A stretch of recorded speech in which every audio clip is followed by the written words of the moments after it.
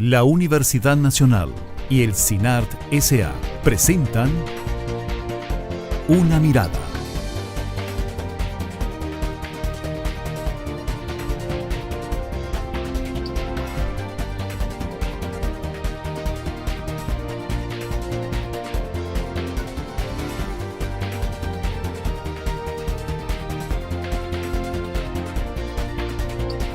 Una Mirada. Hoy,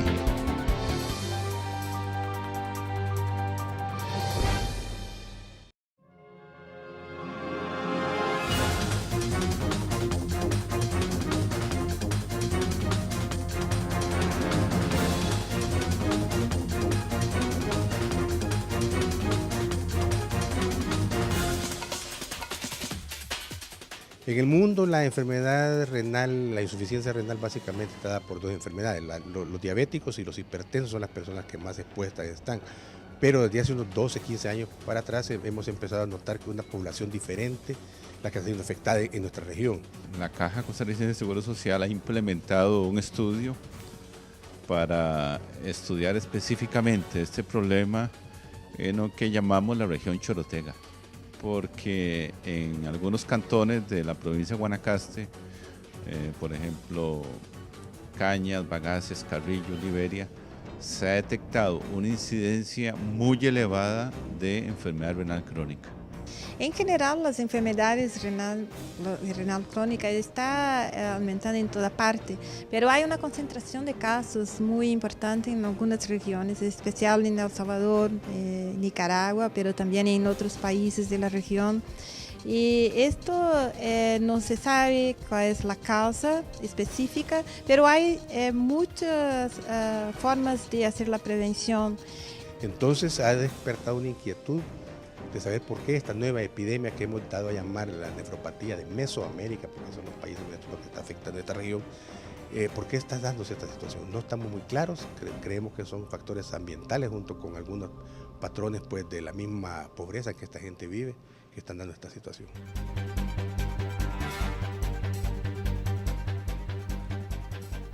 Hola, ¿qué tal? Bienvenidos a una edición más de Una Mirada, el programa de la Universidad Nacional y del CINART S.A. Mi nombre es Maribel Quiroz Jara y le acompañaré en esta oportunidad para que hablemos de un tema muy interesante al que realmente tenemos que prestarle atención, el tema de la enfermedad renal en Mesoamérica. ¿Por qué?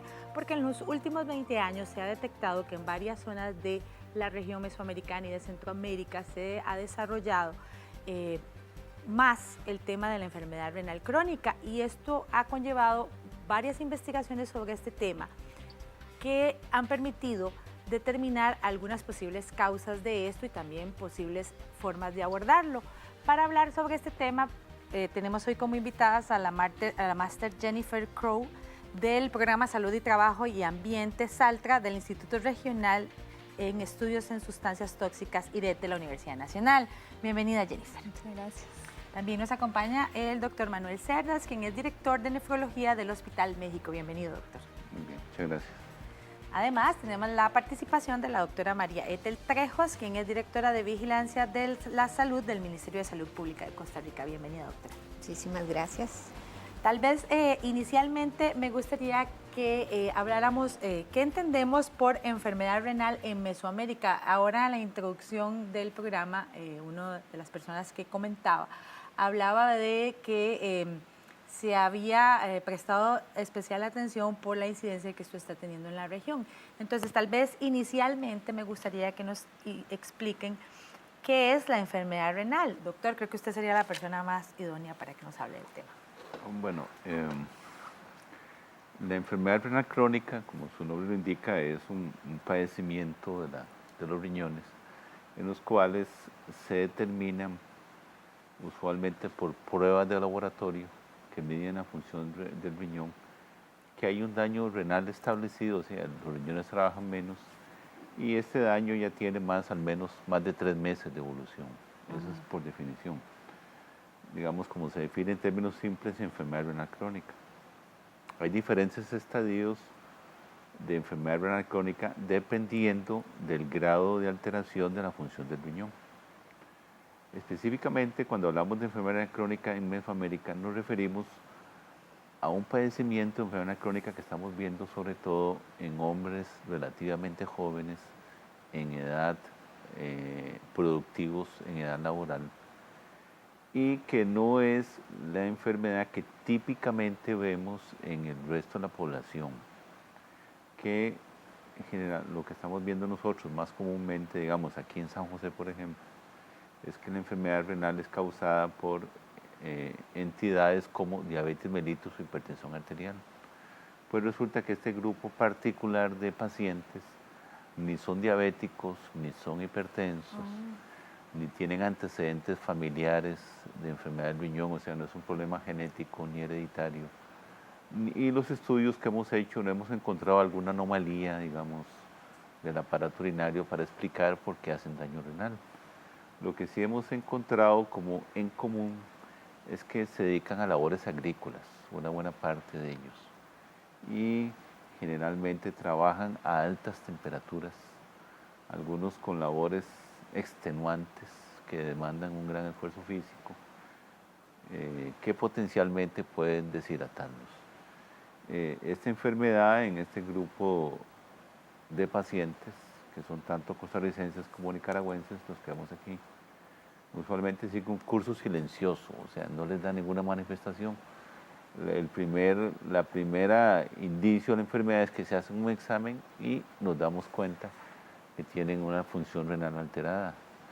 Y es, como se mencionó al comienzo, es más prevalente en la zona mesoamericana, tanto la que viene desde México como El Salvador, Nicaragua y Costa Rica, a lo largo de lo que llamamos Mesoamérica, sobre todo esta zona del Pacífico seco, en Guanacaste, es donde se ve más este problema.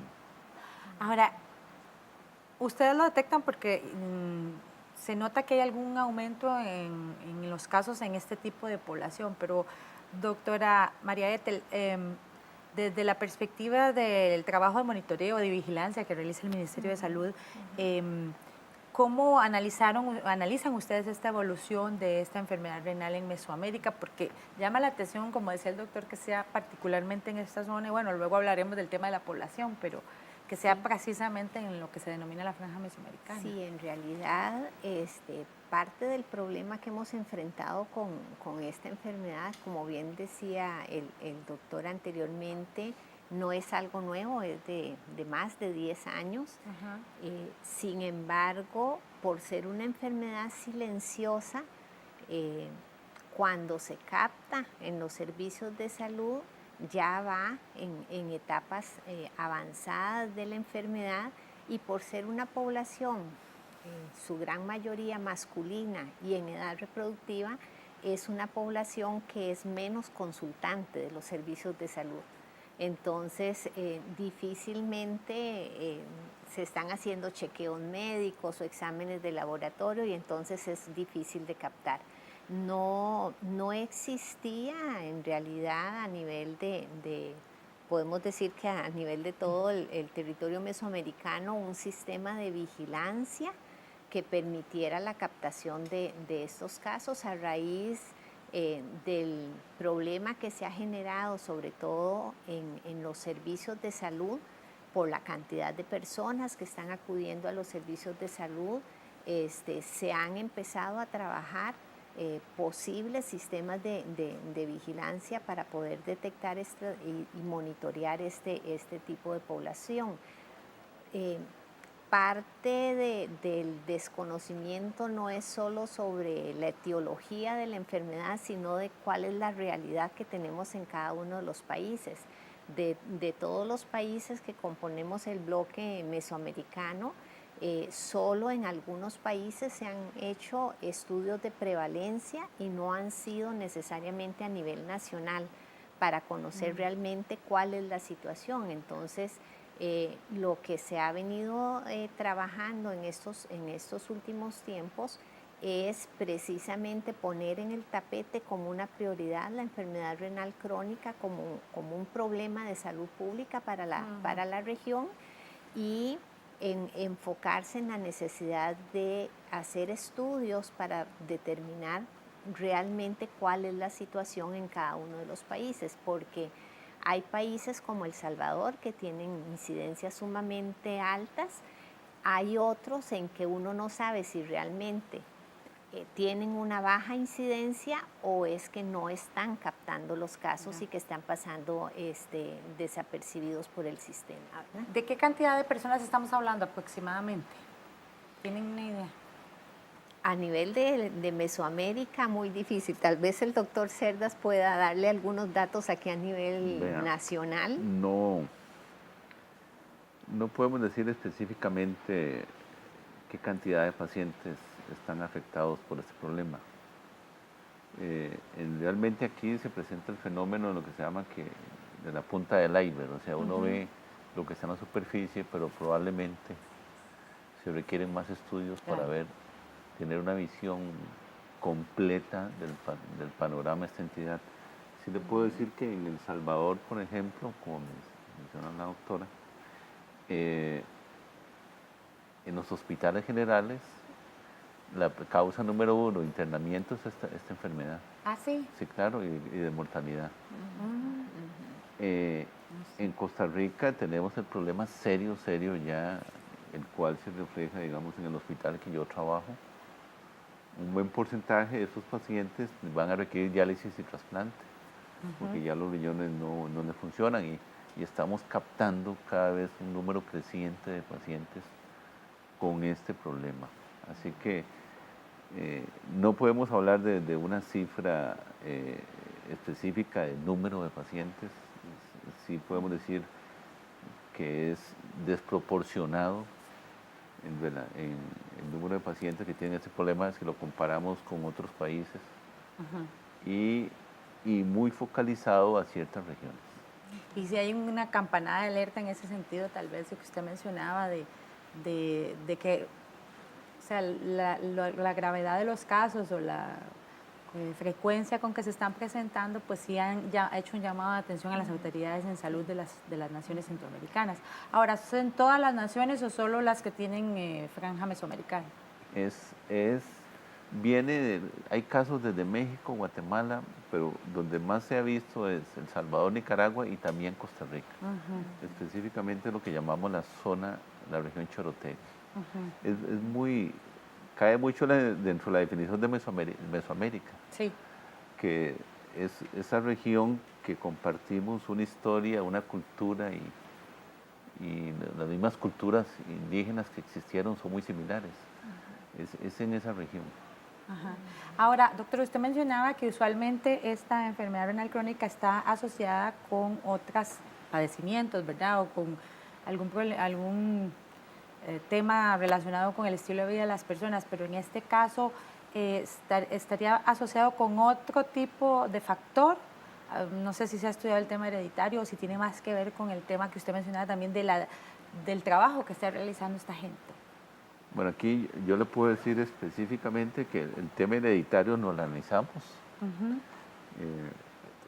Tuvimos una reunión en noviembre donde se analizó con expertos en genética, en el tema hereditario, y no hay algún factor hereditario que explique de las enfermedades desconocidas ni para proponer una nueva desde el punto de vista de genético hereditario.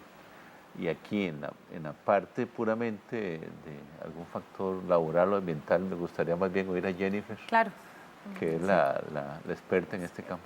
Sí, Jennifer, usted ha trabajado en el marco del proyecto Programa Salud, Trabajo y Ambiente en este tema que se está desarrollando. Este programa SALTRA pues se desarrolla en toda Centroamérica en el marco del programa Salud, Trabajo y Ambiente, y en Costa Rica lo desarrolla el IRES de la Universidad Nacional con el apoyo de otras instituciones. Cuéntenos, ¿por qué ustedes decidieron abordar este tema en particular? Sí, en realidad el tema, pues, han habido una llamada muy fuerte de las comunidades afectadas, aquí en Costa Rica, como han dicho, pero también en Nicaragua y en El Salvador, y también del sector de salud, de poder dar respuesta a la necesidad de las comunidades afectadas. Entonces, definitivamente es un tema de salud ambiental, de salud ocupacional y definitivamente es algo necesario de abordar. Sí, incluso yo vi en las imágenes que estaban pasando ahora que algunos trabajadores incluso se han organizado y protestado con mantos y todo, hacer un llamado de atención a las autoridades de salud y de gobierno y de trabajo, de que le presten atención a este asunto. O sea que tal vez nosotros lo conocemos menos de lo que se conoce en otras naciones, a pesar de que vemos que Costa Rica, pues como decía el doctor, es una de las naciones que tiene que prestarle atención a este tema por tener más incidencia. Sí, sí, correcto. Sí, las manifestaciones más fuertes han sido en Nicaragua y El Salvador, pero también, como decía el doctor, estamos viendo esto, pues está comenzando, bueno, comenzando no, pero se está comenzando a estar más evidente aquí en Costa Rica. Y sí, es que la enfermedad también es una enfermedad muy, muy grave y de la perspectiva humana, pues uno definitivamente entiende la urgencia de dar respuesta a eso. ¿Y más o menos en qué consiste el proyecto que se está desarrollando en Saltra? Bueno, en realidad, tal vez la cosa más importante que hemos logrado fue una reunión que Saltra organizó al final de noviembre del año pasado, porque, y tal vez es como evidente con las preguntas que nos hace, uno de los problemas que hemos tenido en el tema de enfermedad renal crónica de origen desconocido es que hay muchas personas, muchas organizaciones trabajando diferentes temas, pero es tan complejo el problema que realmente uno como investigador, como persona del sector salud, no puede tener todo el conocimiento necesario para abordar el problema.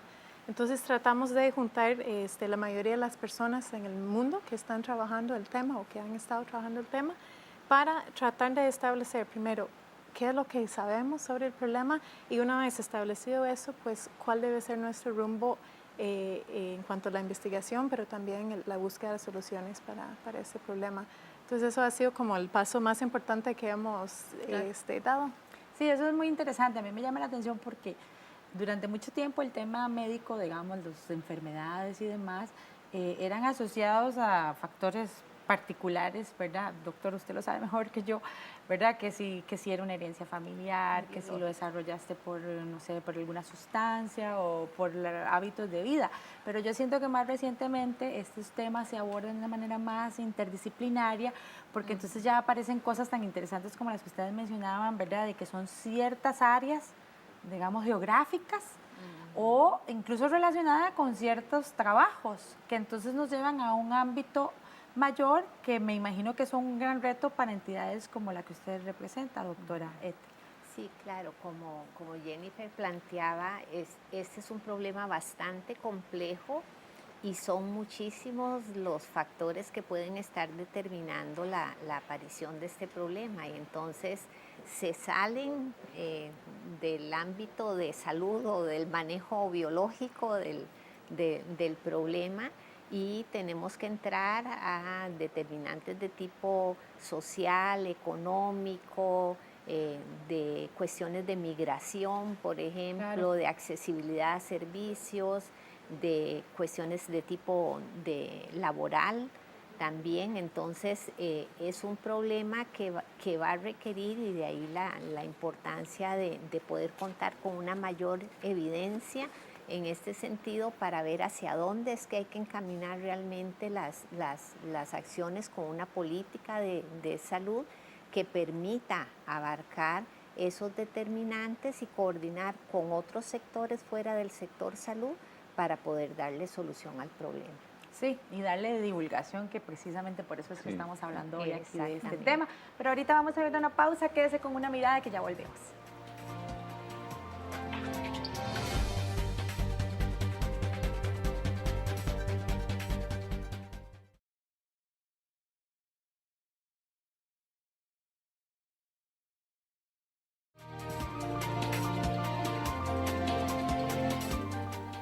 Continúa usted con Una Mirada, al programa de la Universidad Nacional y el CINAR S.A. Hoy estamos hablando de enfermedad renal en Mesoamérica, precisamente porque cuando nos hablan de salud, muchas veces no le prestamos la debida atención al tema del riñón. Y estábamos conversando con el doctor Manuel Cerdas, que precisamente tal vez uno de los primeros factores de los que deberíamos prestar más atención es precisamente que la gente no habla sobre el tema de sus riñones tan frecuente como hablaría del corazón o de los pulmones, de que me duele la cabeza. No es cierto, doctor. O sea, ¿qué tanto Sí, así estamos es. atentos a la salud de nuestros riñones en Costa Rica y en Centroamérica? En general, la gente está poco alerta sobre es un padecimiento renal o no. Y hay poblaciones de riesgo que deberán de estar siempre vigilantes de cómo están sus riñones. Ya mencionamos diabéticos, hipertensos. Podemos añadir, digamos, los mayores de 65 años o bien los pacientes que tienen antecedentes familiares de enfermedad del riñón, por ejemplo, o algunos que tienen enfermedades autoinmunes. En el caso específico de lo que hemos llamado esta nefropatía en la región mesoamericana, yo diría que la población en riesgo son precisamente los trabajadores de sexo masculino dedicados a labores agrícolas. En ese grupo de trabajadores sí será recomendable hacer screening, detección, porque la enfermedad renal al inicio es totalmente silenciosa. Y el screening se hace haciendo pruebas de función renal. Ahora, doctor, ¿no hay ningún síntoma en realidad a los inicios o es que la gente No los hay- pasa desapercibidos? No hay ningún síntoma al inicio. Usted puede perder hasta el 60% de la función de sus riñones y no tener ningún síntoma. Si no se hace un chequeo de laboratorio de orina, Que se debería realizar cada año. En este grupo, yo creo, no sé si Jennifer concuerda conmigo, pero en este grupo de pacientes de riesgo debería ser de rutina, Claro. digamos, por lo que estamos viendo en toda la región. Si usted dedica a una labor agrícola, si está expuesto a choques de calor frecuente, a deshidrataciones, esfuerzo físico, repetidamente, en este grupo de trabajadores debe realizarse es determinación de pruebas de función renal para tener la certeza si andan bien o no. Y cuando ya está avanzada, solo a través del examen, ¿no hay ninguna otra No, cuando ya la señal? enfermedad está más avanzada, la gente o el paciente va teniendo síntomas como anemia, hipertensión arterial, algunos se hinchan, otros no, cambios en el aspecto de la orina, pero generalmente la enfermedad en las etapas iniciales es bastante silenciosa. Ahora, en este caso particular de la enfermedad renal en Mesoamérica, ustedes en los estudios que han realizado, pues están vinculados más que todo con un tipo de población. Decía usted, doctor, que son más hombres. Sí, o sea, al menos de los pacientes que hemos visto en los estudios que se han publicado, porque ya hay estudios publicados de El Salvador, de Nicaragua, yo tengo un pequeño estudio de los pacientes que han llegado al México, de ahí todos son de sexo masculino y todos tienen el antecedente de elaborar. Todos siguieron inicialmente un curso silencioso de enfermedad y la detección fue porque se hicieron exámenes de laboratorio de orina y se vieron que estaban alterados. Si no hubieran pasado desapercibidos hasta etapas más avanzadas. Tal vez es importante añadir ahí, los compañeros en Nicaragua y en El Salvador que han hecho estudios también han visto en poblaciones que han trabajado en la minería y en algodón. Entonces siguen siendo trabajos muy expuestos a calor, pero sí no necesariamente agrícolas en todos los países, pero aquí en Costa Rica no hemos logrado este nivel de detección. Pero sexo masculino. Sí, y relativamente jóvenes.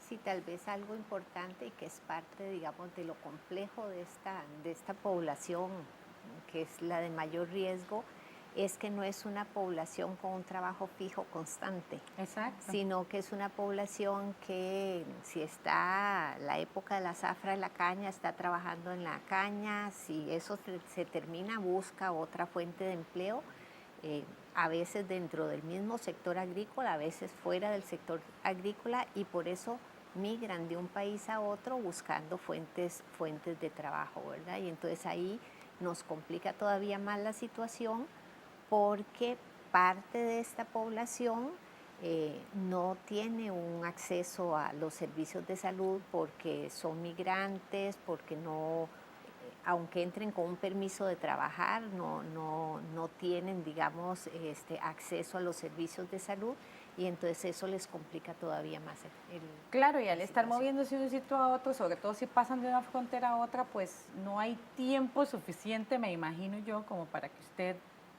como quien dice, se asiente, ¿verdad? Y diga, ay, me voy a ir a afiliar a la clínica para hacerme unos exámenes, porque son temporadas cortas pero muy intensas de trabajo. Exactamente. Ahora, ¿en todas tiene alguna relación con el tema de la exposición a altas temperaturas? Pues eso es lo que creemos hasta el momento, pero y tiene que quedar claro, hay mucho para estudiar todavía, hay otras hipótesis, pero donde existe evidencia hasta el momento es por lo menos en exposición a estrés térmico, es la condición en que el cuerpo tiene que luchar para mantener su temperatura normal, y en la deshidratación, o sea, la falta de agua constantemente. ¿Qué se definiría por estrés térmico? Estrés térmico es una condición en que, bueno, el cuerpo humano es bastante capaz de mantener una temperatura basal y normalmente nosotros estamos jugando un partido el fin de semana y logramos mantener la temperatura, ¿verdad? Pero una condición de estrés térmico, ya que sea por el calor del clima, del sol, de la humedad, combinado con el esfuerzo físico, porque a mover los músculos estamos produciendo energía, estamos produciendo calor, pues llegamos a un nivel de calor que el cuerpo a veces no puede manejar adecuadamente. Esta condición es el estrés Jennifer, térmico. ¿cuánto es la temperatura ambiente de los trabajadores de la zafra? Depende, pero lo que hemos visto, por lo menos en Guanacaste, se mide más bien un índice de calor. Por normas internacionales, este índice, que no es exactamente de la temperatura seca, pero se habla de como de 26 grados del índice. Y ahí en Guanacaste, por ejemplo, podríamos estar por encima de eso ya después de las 8 de la mañana, con temperaturas normales secas, que varían desde los 20 hasta casi 40 grados. 40 grados centígrados. Sí. Durante varias semanas expuestos a esa situación, meses, sí, ¿verdad? En la zafra, sí. 40 grados, digamos, hoy hemos sentido calor, no hemos llegado a 30. Imagínese ahora usted con esfuerzo físico a 40 grados. Sí, y durante más de 8 horas, ¿verdad? Bueno, en exposición continua.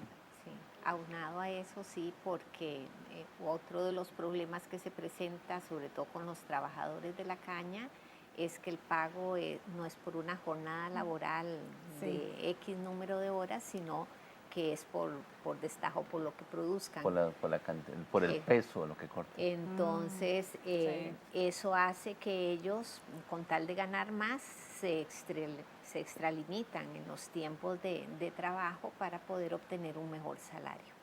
Sí, precisamente por todas estas condiciones que ustedes mencionaban es que se habla de la nefropatía de Mesoamérica.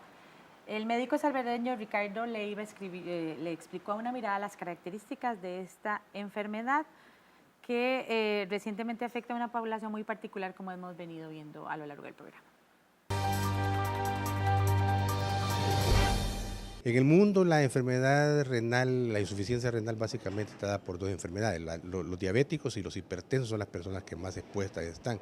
Pero desde hace unos 12, 15 años para atrás hemos empezado a notar que una población diferente la que está siendo afectada en nuestra región. Son a la cabeza hombres que trabajan en el campo, en lo que en mi país al menos antes eran algodoneras, ahora son cultivos de caña de azúcar, gente que esté expuesta a altas temperaturas muy cercanas a la costa, al área del Pacífico, gente que esté expuesta también a contaminación con plaguicidas, fertilizantes, agroquímicos, también personas que toman muy poca cantidad de agua y el agua que toman es de muy mala calidad, contaminada con metales pesados como plomo, cadmio, mercurio, etc. Entonces ha despertado una inquietud de saber por qué esta nueva epidemia que hemos dado a llamar la nefropatía de Mesoamérica, porque son los países nuestros los que está afectando esta región. ¿Por qué está dándose esta situación? No estamos muy claros, creemos que son factores ambientales junto con algunos patrones pues, de la misma pobreza en que esta gente vive, que están dando esta situación.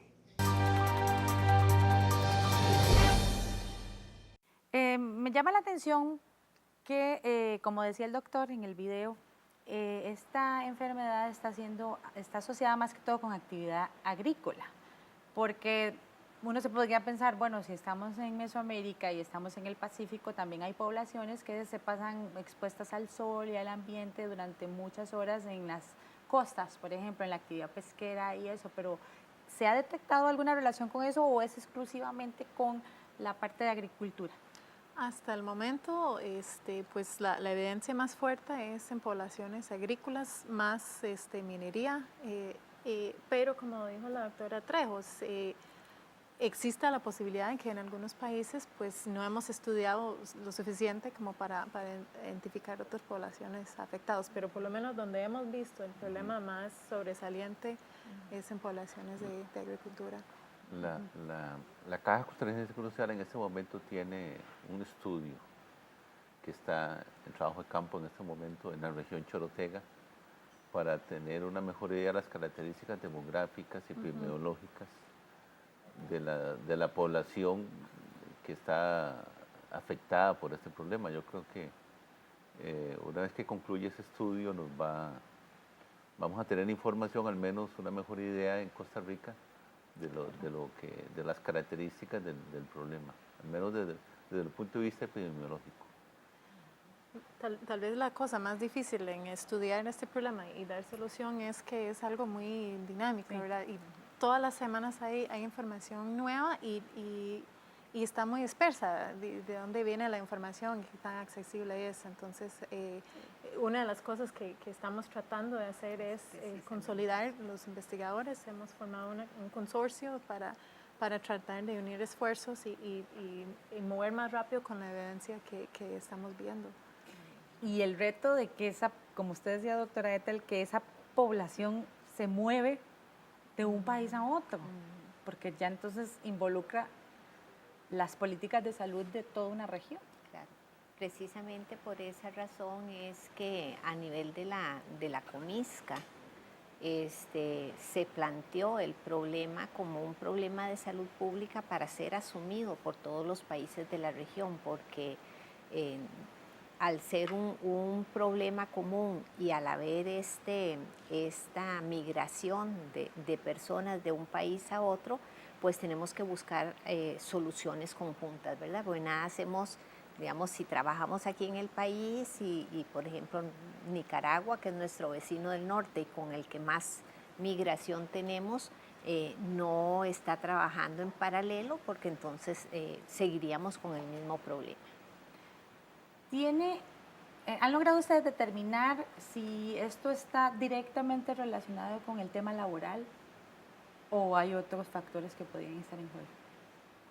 Pues sabemos que hay poblaciones laborales que están más afectadas que otras poblaciones. Y esto no quiere decir que no hay gente que tal vez no trabaja en la caña, no trabaja en la minería, no han trabajado en algodón que también han desarrollado la enfermedad, pero donde hay evidencia hasta el momento, pues sí se ve en poblaciones laborales.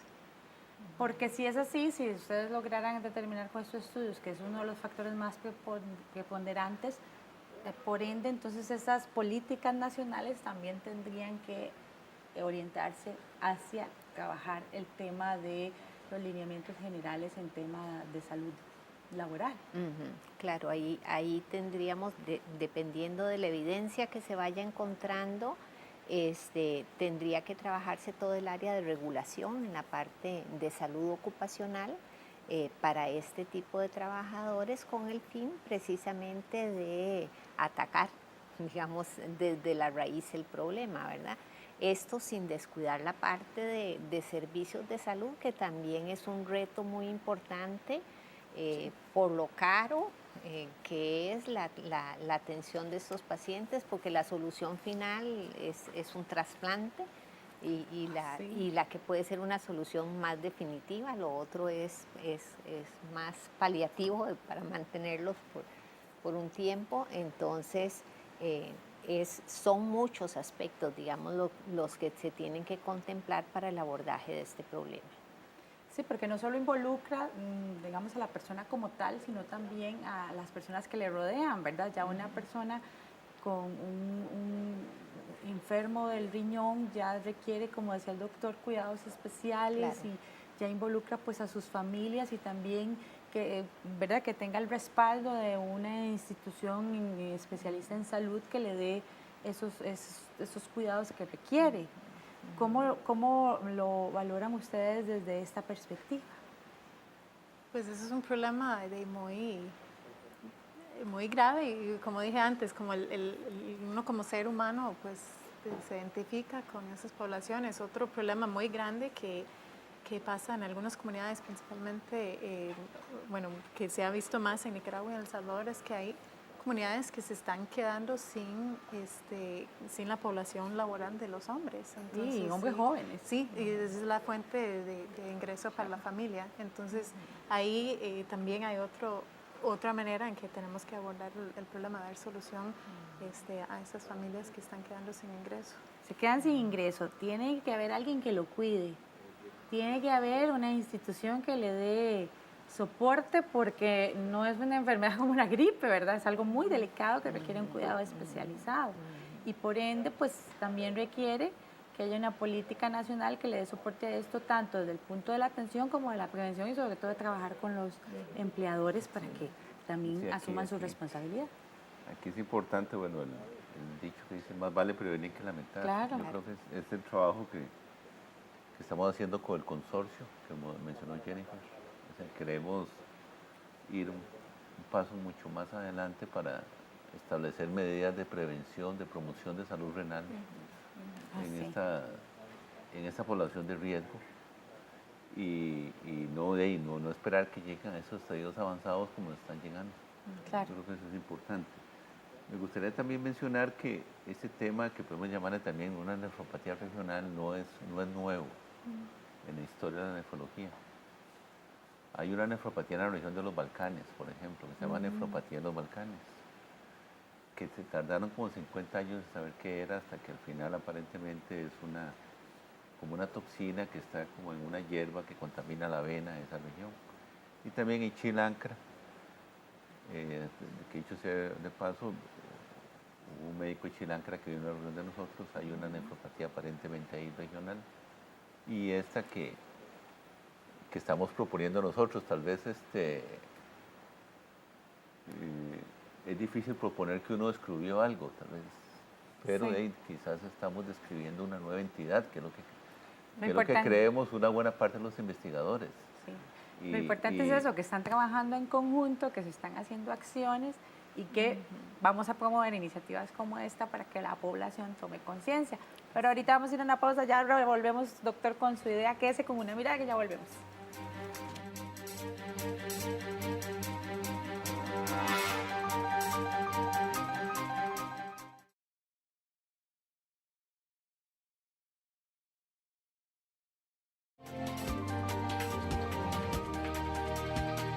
Continúa usted con Una Mirada, el programa de la Universidad Nacional y el CINAR S.A., hoy con el tema de la enfermedad renal en Mesoamérica. Doctor, usted nos comentaba en el bloque anterior que no es la primera vez que en la historia de la medicina se habla de este tipo de padecimientos y que aquí lo importante es precisamente apoyar la investigación de estos. Sí, yo quiero en este punto tal vez resaltar la importancia de la reunión que tuvimos en noviembre. Esta fue realmente una reunión donde concurrieron expertos de todo tipo. Habían expertos en metales, en tóxicos, en insecticidas, estábamos nefrólogos, había epidemiólogos, habían colegas del Instituto Karolinska de Suecia, por ejemplo, que son los que dan el premio Nobel, de la Universidad de Colorado, de la Sociedad Latinoamericana de Nefrología. O sea, fue realmente un grupo multidisciplinario muy bien conformado, de mucho peso, y revisamos todos los aspectos que pueden estar involucrados en esta enfermedad, como por ejemplo la calidad del agua que toma la gente en estas regiones, los metales, el uso de insecticidas, el choque de calor que ya hemos revisado. Ya se han hecho biopsias del riñón a algunos de estos pacientes, revisamos las características de las biopsias y por supuesto el aspecto laboral, así que tenemos una mejor idea y esperamos plasmarlas en un documento por escrito que está aquí Jennifer trabajando como editora, que sea para que darnos una mejor idea en realidad de de esta nueva entidad que tenemos hipótesis de que se produce, que la puede producir y tomar las medidas del caso, como usted menciona. Yo creo que de momento lo razonable sería como ver qué tipo de jornada de trabajo está haciendo esta gente, que no se expongan a tanto calor, que se hidraten mejor. De momento eso es lo que... Y rutinariamente determinar la función renal en ese grupo de trabajadores. Y seguir monitoreando este tipo de enfermedades como tantas otras que usted, doctora, me mencionaba en el corte, que aquí lo importante es que se tome conciencia de que hay que apoyar con fondos para poder trabajar en la investigación que dé resultados que mejoren la calidad de vida de estos trabajadores. Claro, eso es muy importante. Para poder, por ejemplo, realizar el estudio de prevalencia implica toma de muestras, análisis de laboratorio, eso encarece los estudios, entonces es importante poder contar con un respaldo económico para poder obtener una información que para el país va a ser muy valiosa. Claro, y que va a ser la base para poder hacer un plan que nos permita prevenir, como es el doctor, que es lo más importante, y que con él coincide la representante de la Organización Panamericana de la Salud, Agnes Suárez, quien aseguró que se desarrollan políticas de prevención para evitar que la población mesoamericana desarrolle enfermedades renales. En general, las enfermedades renal crónica está aumentando en toda parte, pero hay una concentración de casos muy importante en algunas regiones, en especial en El Salvador, Nicaragua, pero también en otros países de la región.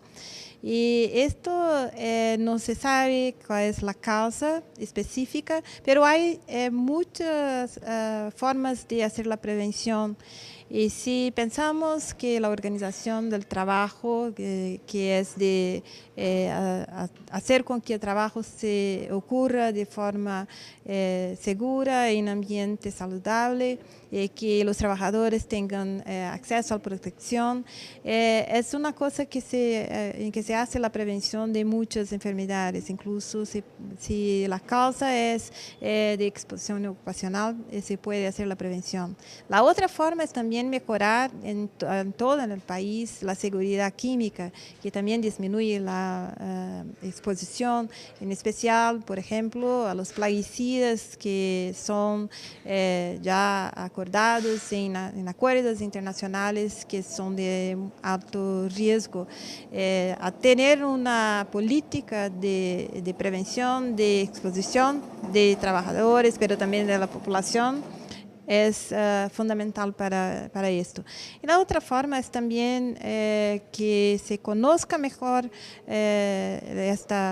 dónde ocurre la enfermedad con mayor intensidad, que por eso las políticas de mejorar la información en salud, mejorar el registro de pacientes, mejorar el acceso de los pacientes a los servicios de salud, es una forma de prevención, es una forma de conocer la monta del problema, pero también de prevenir que el exceso de mortalidad que ocurre por cuenta de la enfermedad.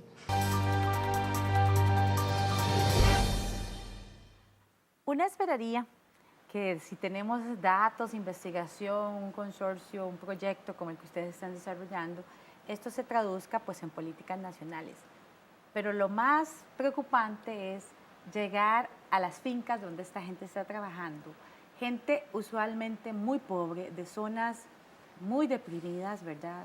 Social y económicamente hablando, que trabajan para compañías o empresas o personas que sí tienen recursos para desarrollar este tipo de actividades y que usualmente a lo largo de la historia de Centroamérica su preocupación por la salud laboral no ha sido la principal.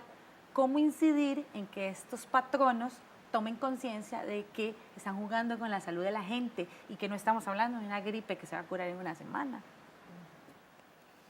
Sí, ese tema que toca es muy importante y involucrar al sector agrícola en todo este trabajo es uno de los pasos importantes. De hecho, bueno, ya acá en Costa Rica se han hecho algunos intentos, digamos, de coordinación de trabajo con, por ejemplo, la gente de las cañeras, que es donde mayor problema se ha evidenciado, y algunos ya están por voluntad propia tomando algunas medidas tratando de mejorar las condiciones del trabajador, modificando jornadas de trabajo, por ejemplo, o tratando de ver cómo se dota de lugares donde los trabajadores puedan ir a hidratarse adecuadamente.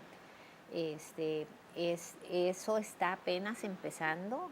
Yo creo que hay mucho por delante y todavía mucho por investigar, porque también nosotros le podemos decir, bueno, hay que hidratar a los trabajadores, bueno, ¿cuánto? ¿Cómo? ¿Con qué? Sí, porque hay gente que sobrehidrata más bien. Exactamente, entonces hay que todavía continuar con la investigación, si bien se pueden ir haciendo algunas medidas generales que pueden ir impactando en este problema, hay que investigar más para poder dar recomendaciones mucho más específicas y certeras que impacten adecuadamente en el problema, ¿verdad?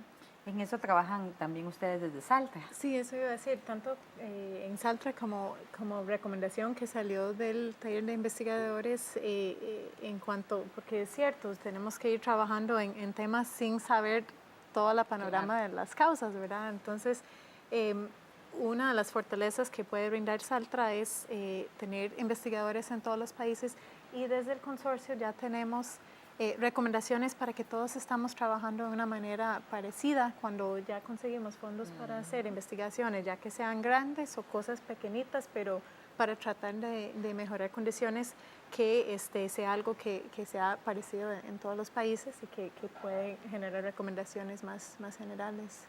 Y el gran reto, doctor, como usted mencionó al inicio, el que la gente tome conciencia de que tiene que cuidar su salud renal también. Sí, en particular el grupo en riesgo que vive en esta región. Claro. Y que trabajan en estas labores. Como se mencionó, se pueden ir tomando algunas medidas en conjunto con los empresarios o los dueños de las fincas, como por ejemplo modificar el horario o el tiempo, las jornadas de trabajo sería una. El otro es la hidratación antes, durante y después de la jornada. Y qué tipo, con qué soluciones se van a hidratar los trabajadores. Y por último, si alguien ya tiene evidencia de laboratorio, aunque no necesariamente clínica, de que tiene enfermedad crónica, este trabajador mejor no reubicarlo en otra labor diferente a la que ha venido siendo usualmente, y darle un seguimiento de su función renal que perfectamente puede hacerse a nivel de atención primaria, no tiene que ser necesariamente visto por un nefrólogo. Un médico general o familiar bien preparado en el tema puede darle seguimiento a estos casos. ¿Dónde puede la gente buscar más información sobre este programa que ustedes están desarrollando? Muy bien, el informe técnico ya está por salir, eso es donde tratamos de unir toda la información que salió del taller en noviembre.